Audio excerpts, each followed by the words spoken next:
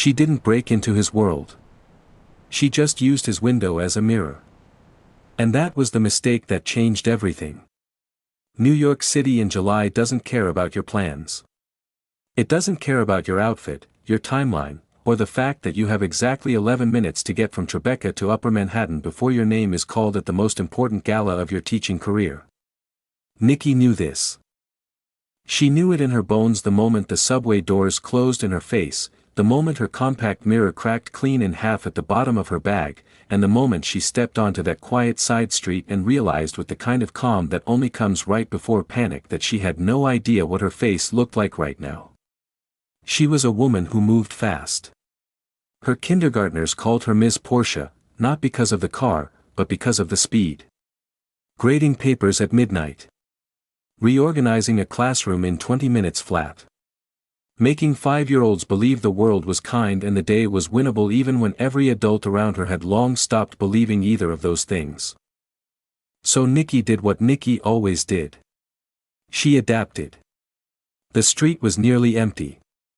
The evening light sat low and amber between the buildings. And there, parked at the curb like it owned the block, because it did, sat a blacked-out luxury sedan so dark, so still, so perfectly polished, that its windows didn't look like windows at all. They looked like obsidian. They looked like a mirror. She told herself she'd take 30 seconds. Just long enough to fix her brow, smooth her edges, and remind herself that she belonged at that gala. She leaned in close, makeup brush poised, yellow blazer catching the last of the summer light like a flame in the shadow of the car. She practiced her speech under her breath. She checked her teeth. She even laughed, soft, private, the kind of laugh you only allow yourself when you're sure no one is watching. She was wrong. On the other side of that glass, in the cold leather-scented silence of the car's interior, sat a man the underworld called the Ice Prince. Min Lee. Architect of a financial empire built in the dark, conducted without signatures, never traced, until now. Because someone inside his own circle had decided tonight was the night to end him. Not with force. With paperwork. With a single hard drive that carried enough encrypted evidence to dismantle everything he had built and everything he had buried. He had been sitting in that car for 23 minutes, alone, thinking the kind of thoughts a man only thinks when he believes the next hour might be his last. And then a woman in a yellow blazer appeared at his window. She wasn't dangerous.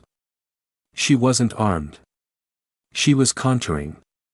Min Lee watched her the way a man watches something he cannot explain. The way you watch a fire that shouldn't exist in a place like this. Her brow furrowed in concentration. Her lips moved through the words of what sounded like a rehearsed speech. Her whole body radiated something so unapologetically alive that it cut through the cold air inside the car like it had no business being stopped by glass. For the first time in longer than he could remember, Min Lee did not feel like the most powerful man in the room. He felt like a man who had forgotten what warmth looked like and was only now remembering. His finger moved to the window controls before his mind had agreed to it. The glass descended with a whisper. Nicki froze. Her brush hovered midair. Her eyes locked with his, sharp, dark, unreadable, and lit with something that was not quite amusement and not quite a warning, but lived dangerously close to both. The humid night air rushed in between them. And then he spoke. Low. Unhurried. Like a man who had never once needed to raise his voice to be obeyed. The lighting, Min Lee said, is better on the inside. Nicki's mouth opened. Nothing came out. Because in that single second, brush still raised, face still half done, yellow blazer glowing against the dark interior of a car that had no business speaking to her, she understood, the way the body understands danger before the brain confirms it, that this man was not a stranger she had accidentally embarrassed herself in front of. This man was something else entirely. And somehow, impossibly, he was smiling. What Nicki did not know, what she could not have known, was that in 36 hours, she would be the most wanted woman in the state of New York. Not because of anything she did. But because of what was already inside the bag she was clutching against her hip like it was nothing. And what Min Lee did not know was that the woman standing outside his window, the one with the makeup brush and the nervous laugh and the blazer burning bright as a warning signal, had a past that would make even his most loyal lieutenants pause. This is not a story about a woman who stumbled into danger. This is a story about a woman who was built for it and spent 5 years pretending otherwise. And the moment that window came down, the pretending was over. The window came down 2 inches. That was all. 2 inches of cold air, and the world Nicki had known for 31 years quietly ceased to exist. She didn't run. That was the thing nobody would believe later, that Nicki Graves, standing on a side street in Tribeca in a yellow blazer with a makeup brush in her hand, did not run. Her feet stayed planted on the warm concrete. Her eyes stayed locked on his. Because something in the way he looked at her, not like a threat, not like a woman, but like a problem he hadn't planned for, told her that running was exactly the wrong move. She had learned that lesson a long time ago. Min Lee studied her face through those 2 inches of space. The ink along his neck, a serpent coiling from collarbone to jaw, shifted slightly as he turned his head. His suit was immaculate, charcoal gray, not a crease out of place. But his collar was open. And his eyes, dark, still, measuring, were the eyes of a man who calculated risk the way most people breathed. Automatic. Constant. Without mercy. "You should walk away," he said. It wasn't a suggestion. It wasn't kind. It was the kind of sentence that carried weight, the kind a man delivers when he already knows the outcome but offers the warning anyway, as a courtesy, not a choice. Nicki's chin lifted. Just slightly. "I was here first." Something moved behind his eyes. Not quite surprise. Something older than surprise. Something that looked, dangerously, like interest. And then the black SUVs turned the corner. 3 of them. Tinted. Moving slow, the kind of slow that means they are not looking for an address. They are looking for a person. The lead vehicle rolled to a stop 20 feet away, and the silence that followed was the kind that has edges. Min Lee's hand moved beneath his jacket. Nicki didn't flinch. She didn't look at the SUVs. She kept her eyes on his, and in a voice so flat and calm it could have stopped a clock, she said, "Don't." He went still. She had no idea why she said it. Her body did not consult her mind. It simply acted, the way it had been trained to act, in a version of her life she had spent 5 years burying under lesson plans and crayon drawings and the sweet uncomplicated trust of 4-year-olds who believed she had always been exactly this person. The lead SUV idled. The window dropped. Eyes swept the street and landed on Nicki, leaning casually against the door of Min Lee's car, one hand resting on the frame, her body language so loose, so unbothered, so deliberate that the men inside visibly hesitated. She didn't look like a victim. She looked like a shield. And a shield, in their world, meant a complication. A witness. A variable with consequences attached. They exchanged a look. The window rose. The convoy held its position but it did not advance. 3 seconds. Min Lee used all 3 of them. The door swung open from the inside.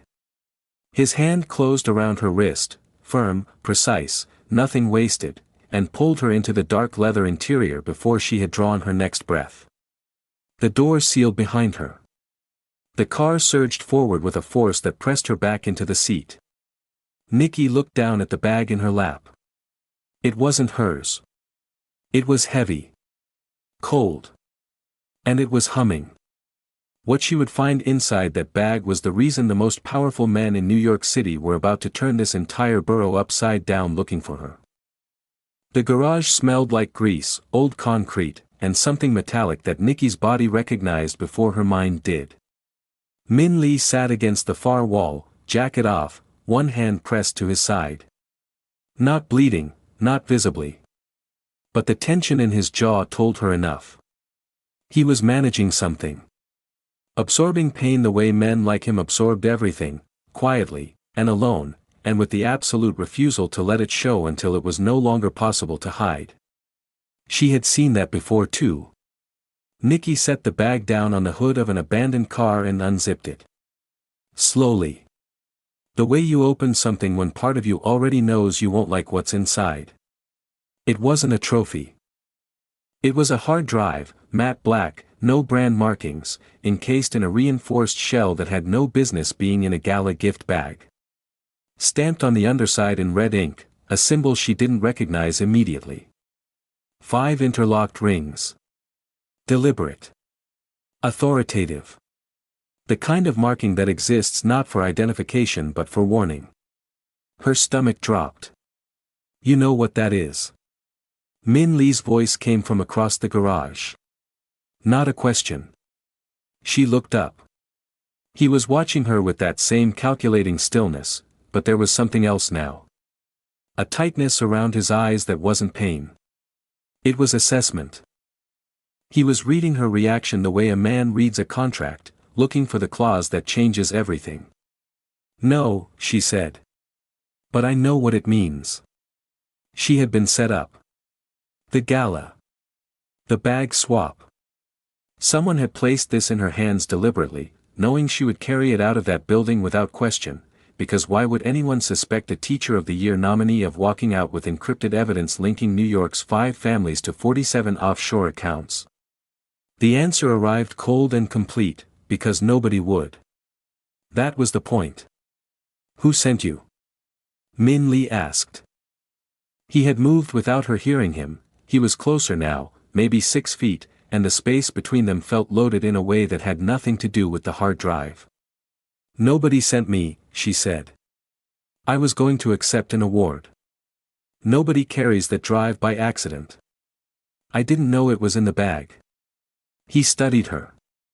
The garage light was dim, a single bulb swinging slightly from a draft somewhere, and it caught the sharp line of his jaw, the ink at his throat, the way his eyes moved across her face like he was cataloging everything and filing it somewhere she would never have access to. Your hands aren't shaking, he said. She looked down. He was right. Her hands were steady. Her pulse was elevated, she could feel it in her throat, but her hands, her traitorous muscle-memoried hands, were perfectly, professionally still. She looked back up at him. Yours aren't either. Something shifted. The smallest recalibration, like a door that had been locked for years, had just been touched by someone who might actually know where the key was kept. He was close enough now that she could see the exhaustion beneath the control. The way his shoulders carried weight that wasn't physical. The ghost of something, grief, maybe, or its harder cousin, regret, living just below the surface of a face that had been trained to show nothing. She didn't move away. He didn't either. I need to know whose side you're on, he said quietly. Right now. She held his gaze. Mine. His jaw tightened. And then his knees buckled. She caught him. And in catching him, she made the one choice that would drag her into a war she had spent 5 years running from. He came back to consciousness to find her tearing his shirt. Not gently. Efficiently. Her fingers moved with a practiced certainty that had no business belonging to a preschool teacher, locating the graze along his ribs with clinical precision, pressing clean fabric against it with exactly the right amount of pressure. Her face was close. Her breath was even. Her dark eyes were focused in a way that made the air feel thinner than it had any right to be. You've done this before, he said. Lie still. That wasn't a question. She didn't answer. She worked in silence, and he let her, because the alternative was admitting that without her, he would currently be lying on a garage floor in considerably worse condition. Min Lee did not enjoy owing anyone anything. He enjoyed owing a woman in a yellow blazer even less. The hard drive sat between them like a verdict neither had read yet. The men in those SUVs, she said, not looking up from his ribs. They weren't trying to kill you tonight. They were trying to retrieve that drive. Which means whoever swapped my bag at the gala doesn't work for you. And doesn't work for them. There's a third party in this room that neither of us has named yet. Min Lee was quiet for a long moment. You deduced that in under an hour. I had a lot of time to think in the car. Her eyes flicked up to his, briefly, then back down. While you were unconscious. I was not. You were. A pause. Almost a smile, except harder than that. It's okay. I didn't tell anyone. Outside, engines. Low, circling, the sound of vehicles moving in a coordinated pattern. They had found the garage. Not the exact location, not yet, but close enough that time had just become the most expensive currency in the room. Min Lee pushed himself upright. His face didn't change. His jaw tightened once, a single controlled acknowledgement of pain, and then it was gone. Can you drive? She asked. The exit is blocked on 3 sides. I didn't ask about the exit. I asked if you could drive. He looked at her. My hand. Then move over. It was not a request. Something passed through his expression, something that, on any other man, she might have called bewilderment. He was a man who had never, in his professional life, been told to move over by anyone. His lieutenants waited. His enemies begged. The world arranged itself around the fact of his presence. Nicki pulled the driver's seat forward, adjusted it 2 inches, and started the engine. Min Lee watched her hands on the wheel. The way they wrapped around it, thumbs positioned low, grip loose but ready, body leaned slightly forward, weight balanced. The posture of someone who had driven under pressure before. Real pressure. The kind where hesitation costs you everything. Who are you? He asked softly. The car exploded out of the garage. She took the first corner at a speed that should have been impossible for the narrow alley, threading the vehicle through a gap that made his breath catch, and he was not a man whose breath caught. The pursuing headlights surged forward, then fell back. Fell back again. And then, in 38 seconds of driving that he would not forget for the rest of his life, disappeared entirely. Nicki eased off the accelerator. Checked the mirrors. Checked them again. Miss Porsche, she said quietly. That's what they call me. Min Lee said nothing for a very long time. And then the news alert hit his phone. Nicki's photo. A warrant. And a charge that made his blood run cold. The headline read, Wanted, Nicki Graves, 31, suspected in connection with the abduction of a prominent city official's associate. Her own father had put her name on a wire. She read it 3 times. Each time, something in her chest compressed, not with grief, not exactly, but with the particular coldness of having a suspicion confirmed that you had hoped, quietly and against all evidence, was wrong. She had known for years that Judge Raymond Graves was not a good man. She had not known, until this moment, precisely how far not good could go. Min Lee watched her read it. He did not offer comfort. He did not perform sympathy. He watched the way she processed it, the stillness, the jaw set, the single exhale, and something in his assessment of her shifted again, degree by quiet degree. I need to get into my school, she said. He blinked. Your school. There's a backup server in the supply room. And the security protocols I installed after the last false alarm. She was already moving, pulling her blazer straight, running one hand along her edges with the focused composure of a woman who understood that the way you carry yourself in a crisis determines whether people follow you or fold around you. The building has things I need. Things your people don't know about. My people, he repeated carefully, are currently deciding whether you're an asset or a liability. She looked at him. And what have you decided? The silence stretched between them like a wire pulled taut. Asset, he said. For now. Then let's go. The school was quiet when they arrived. 3 in the morning quiet, the kind that belongs to janitors and bad decisions.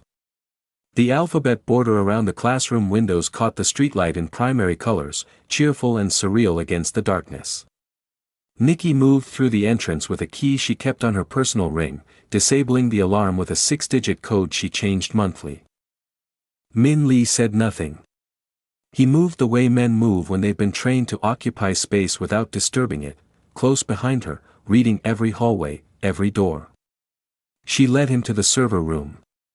She was reaching for the panel when she heard it. A click. Mechanical. Unmistakable. She turned slowly. Her best friend, Jade who had texted her good luck before the gala, Jade who had covered her classes twice this semester, Jade who knew this building's layout as well as she did, was standing in the doorway of the supply closet. Holding a gun. Her expression was not angry. It was apologetic. Which was so much worse. "Nicki," Jade said softly. "I need the drive." The temperature in the room dropped 10 degrees. Min Lee stepped forward. Nicki put her hand on his chest, flat, firm, stopping him without looking at him, because she understood, in that instant, that this moment required her to be the one standing in front. "How long?" Nicki asked. Jade's eyes glistened. 2 years. 2 years of lesson plans and shared lunches and after-school hallway conversations about life and love and what they both wanted when all of this was over. 2 years of being the person Nicki trusted most in the building that felt most like safety. "They approached me," Jade whispered. "I didn't have a choice." "Everyone has a choice," Nicki said. Her voice was soft. But it was the kind of soft that cut. The gun didn't waver. Neither did Nicki. And what happened in the next 60 seconds, what Nicki did with nothing but her voice and 5 years of buried instinct, would make Min Lee realize he had never, in his entire life, underestimated anyone the way he had underestimated this woman. Jade didn't pull the trigger. That was the thing. She stood there with the gun raised and her eyes full of water and her hands shaking in a way that told Nicki everything she needed to know. This was not a woman who wanted to be here. This was a woman who had already lost, and was only now understanding the full price of that loss. Nicki took one step forward. "Nicki." Min Lee's voice came from behind her. Low. Warning. She ignored it. "Jade." Her voice was the same voice she used when a child was about to do something that couldn't be undone. Quiet. Absolute. "Put it down." "I can't." Jade's voice broke on the second word. "They have my brother. They've had him for 4 months. I didn't, Nicki, I didn't want any of this. I know. And she did. That was the cruelest part. She understood it completely, and it changed nothing. But that gun isn't going to save him. And it's not going to save you." Jade's arm wavered. Min Lee moved. Not toward Jade, toward the door panel on the left wall, which he had been reading since they entered, because men like Min Lee entered every room the same way, identifying exits, threats, and leverage, in that order. His hand found the fire suppression switch. The sprinklers engaged. Cold water, instant and total. Jade gasped. The gun lowered 2 inches, just 2, but Nicki was already moving, closing the distance in 3 steps, her hand wrapping around Jade's wrist with the grip of a woman who had once held a steering wheel through a chase at 90 miles an hour and never once let go. The gun hit the floor. Jade crumpled with it, and Nicki caught her, held her upright with both arms even as the water soaked through her blazer, even as her own chest ached with the particular devastation of being betrayed by someone you loved. Min Lee retrieved the gun. He said nothing. He gave them 30 seconds, which, from a man who measured time in threats and outcomes, was an act of extraordinary restraint. "Then, we need to move."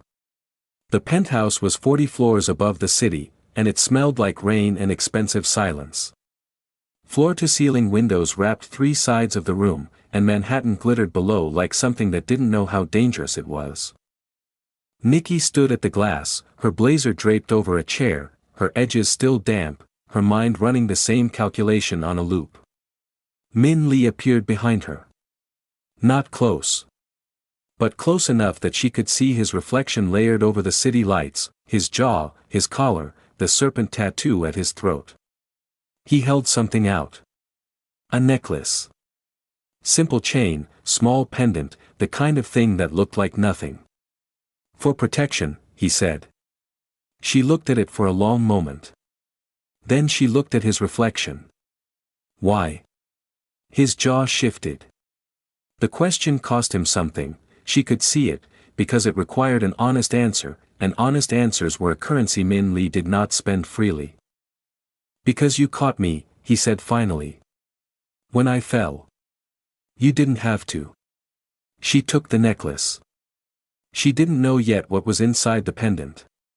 And what she would find there in 48 hours would make everything he'd just said feel like the most elegant lie she had ever been told. She found it by accident.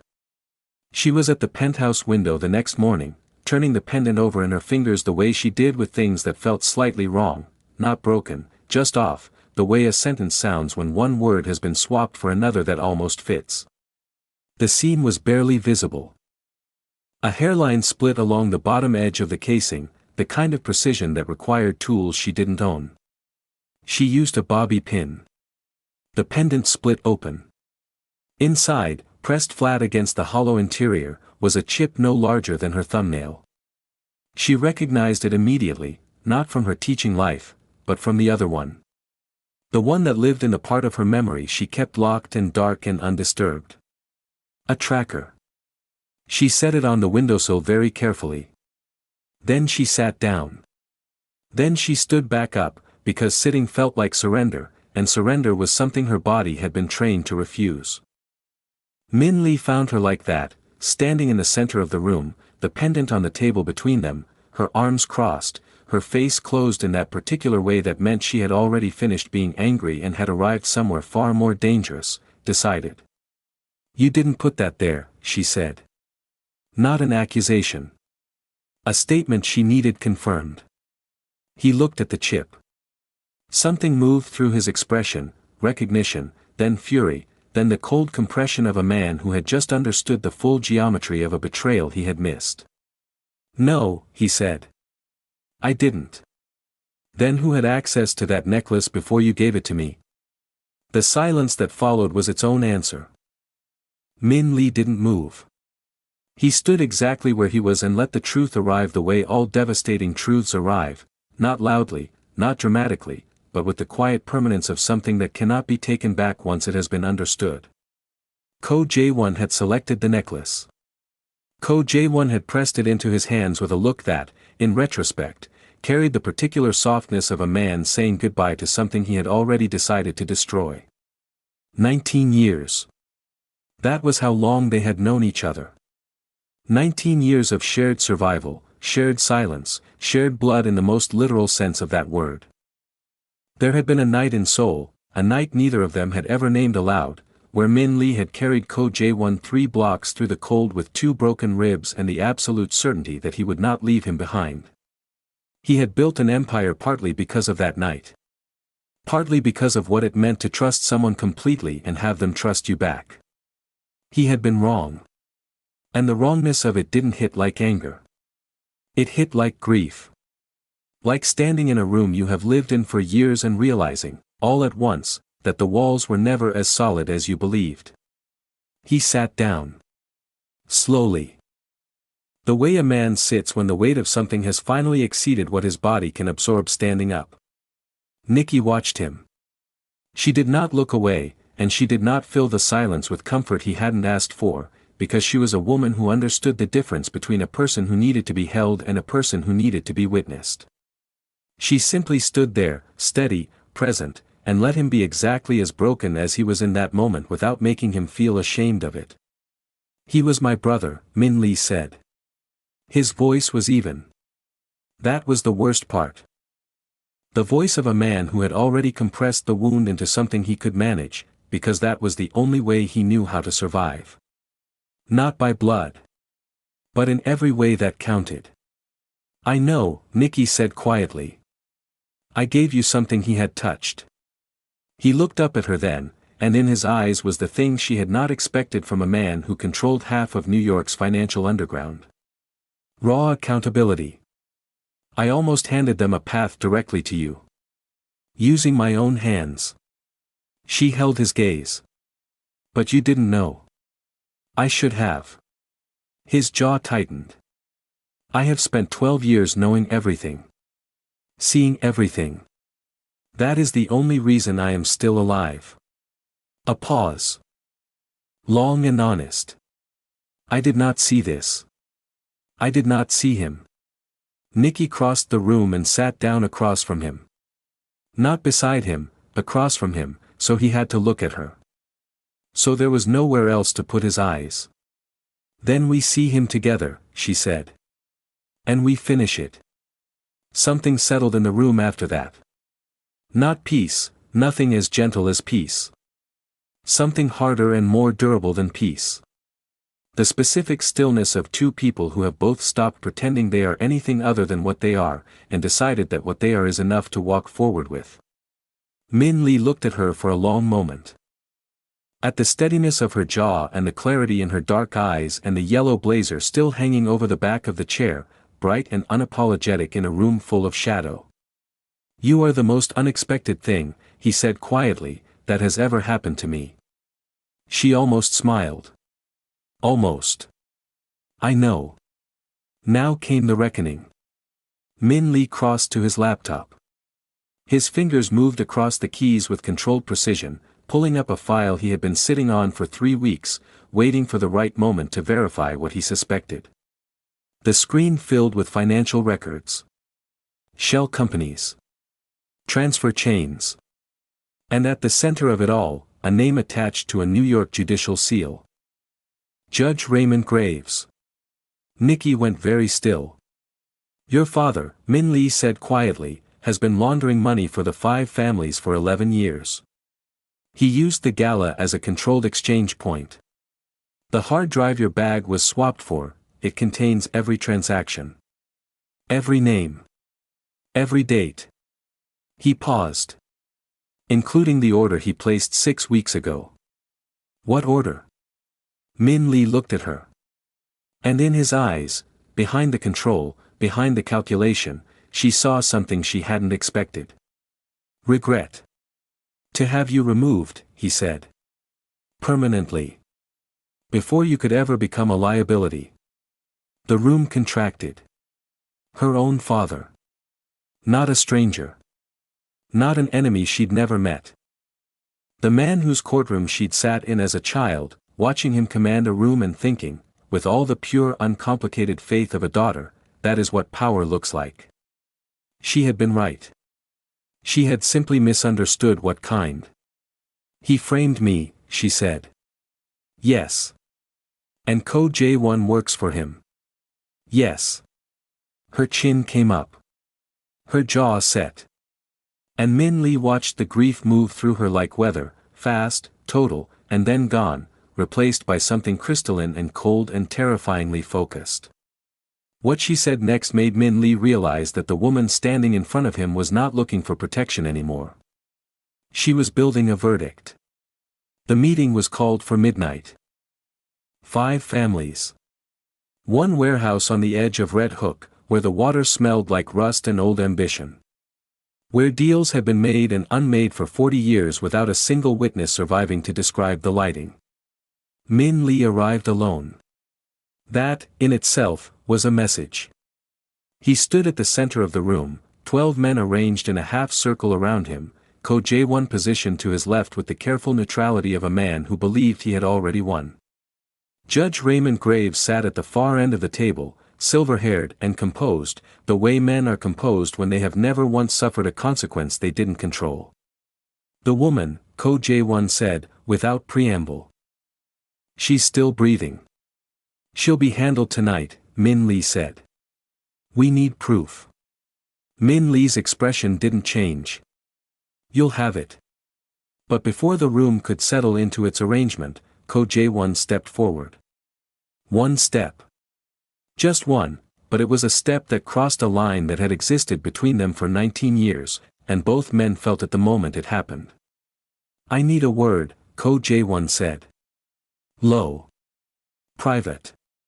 Meant only for Min Lee. The other men in the room understood without being told. The circle widened. And for a moment, in the cold air of that warehouse, it was just the two of them standing 3 feet apart the way they had stood 100 times before, in alleys, in boardrooms, in hospital corridors, in the wreckage of things that had gone wrong and the architecture of things they had built together from nothing. Ko Jae-won looked at him. And what Min Lee saw in his face was not the face of an enemy. It was worse than that. It was the face of a man who had made a decision he could not unmake and had been living inside that decision long enough that he had stopped being able to see his way out. I didn't want it to go this far, Ko Jae-won said. And yet, Min Lee said quietly. The judge came to me 18 months ago. He knew things, about Seoul, about what we did that winter, things that should have been buried. Ko Jae-won's voice was controlled, but the control was costing him. He said if I didn't cooperate, everything we built would be exposed. Everything. Not just the business. You. Me. All of it. Min Lee was quiet. I was protecting you, Ko Jae-won said. And the devastating thing, the thing that made it so much worse than simple betrayal, was that he meant it. He had started from a place of protection and walked so far down that road that he had arrived somewhere unrecognizable, and somewhere along that journey he had stopped being able to tell the difference between protecting Min Lee and destroying him. You put a tracker on a necklace, Min Lee said. That I gave to her. Ko Jae-won said nothing. You handed her location to the man who ordered her death. Using my hands. Min Lee's voice remained low. Remained even. But something in it had changed, something fundamental, something that could not be put back the way it was. You did not protect me, Jae-won. You became the thing I have spent my entire life defending against. And you did it wearing my trust like a coat. Ko Jae-won closed his eyes. Just briefly. The gesture of a man absorbing the full weight of what he had become. I'm sorry, he said.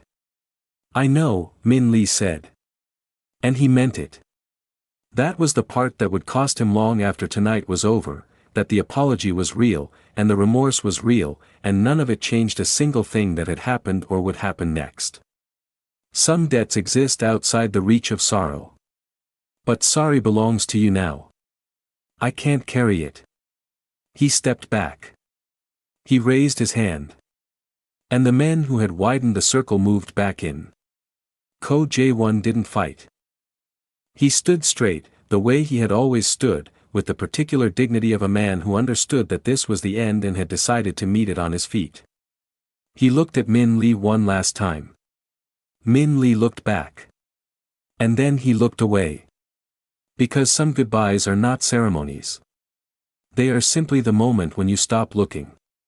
He had told Nicki 3 things before they separated. He had told her the location. He had told her the timing. And he had told her that what was about to happen would look like the end, but she needed to trust that it was not. She had looked at him for a long moment. I don't trust anyone, she said. I know. He held her gaze. Trust the plan. She had walked out without another word. And he had stood in the empty penthouse and understood, with a clarity that felt like cold water, that she was the only person in 12 years of this life who had made him want to be worth trusting. The warehouse was cold. The men were watching. The judge sat at the far end of the table with his silver hair and his composure and his absolute certainty that he had already won. Min Lee made the call. Nicki walked in through the side door, head up, yellow blazer traded for black, her face composed into the particular expression of a woman who had decided the story would end differently than anyone in this room had planned. She looked at the judge without flinching. She looked at the men who had decided she was disposable without looking away. The judge's composure fractured, just slightly, at the sight of her, because men like him are only ever frightened by the things they thought they had already eliminated. Min Lee raised his hand. What happened next lasted 4 seconds. A sound. A fall. Nicki dropping to the warehouse floor with the kind of stillness that convinces the body before the mind catches up, because she had been a performer long before she had been a driver, long before she had been a teacher, and she understood that the most powerful thing a woman could do in a room full of men who had underestimated her was make them believe they had won. The harbor door opened. Darkness swallowed the rest. The judge smiled. Min Lee stood alone in the center of the room and looked at that smile with the face of a man who had nothing left, because every man in that room believed that was true.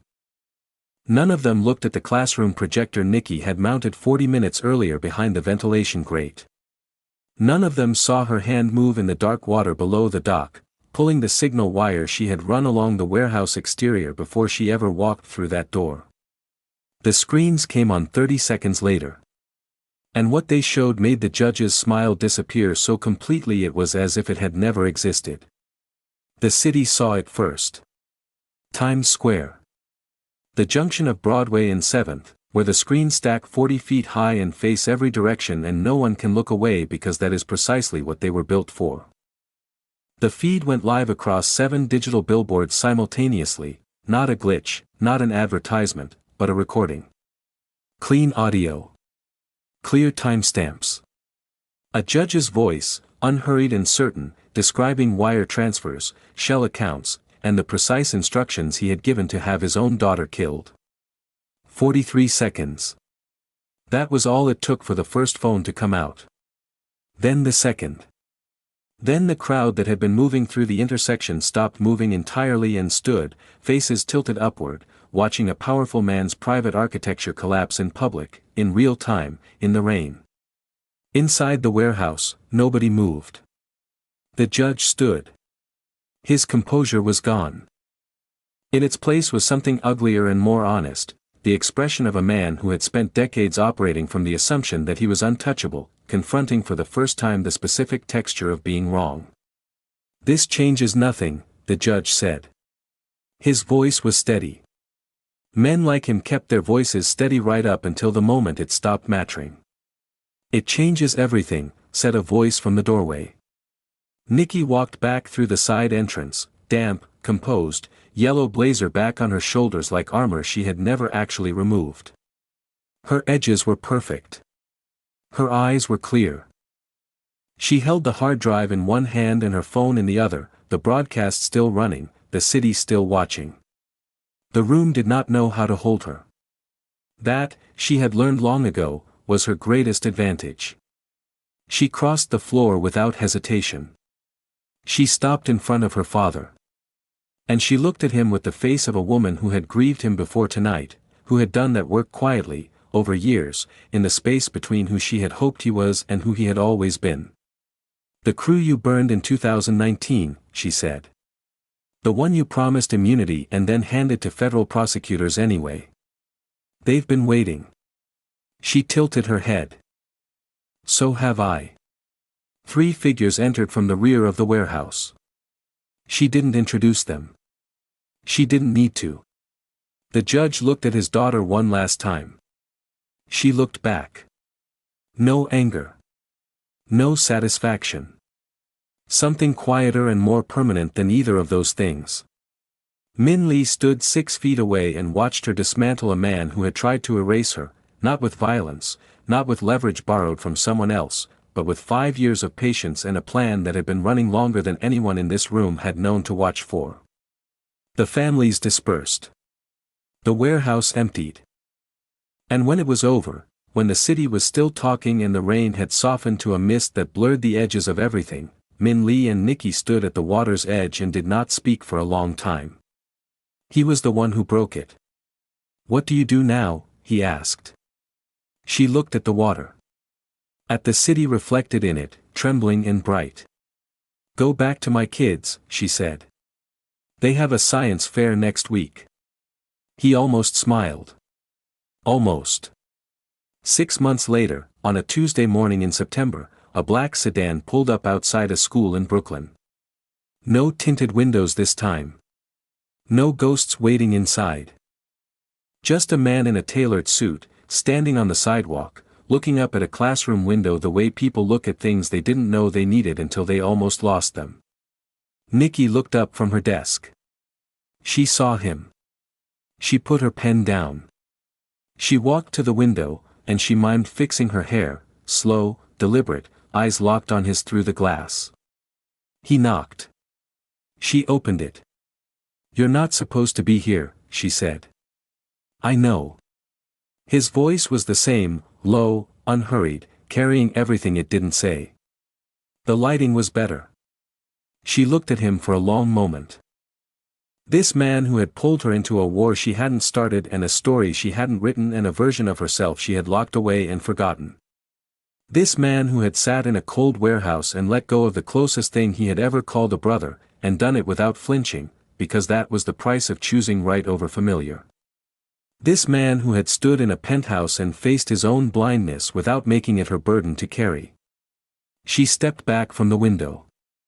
"Then come inside," she said. And this time, for the first time, he did. If this story held you from the very first second to this last one, hit that subscribe button right now and come be part of this family. We tell stories that get under your skin and stay there. Drop your city in the comments. I want to know where in the world my people are watching from tonight. And one final question before you go, after everything you just witnessed, are you still Team Min Lee, or did Nicki completely take over your whole heart? Tell me below. I will be reading every single one.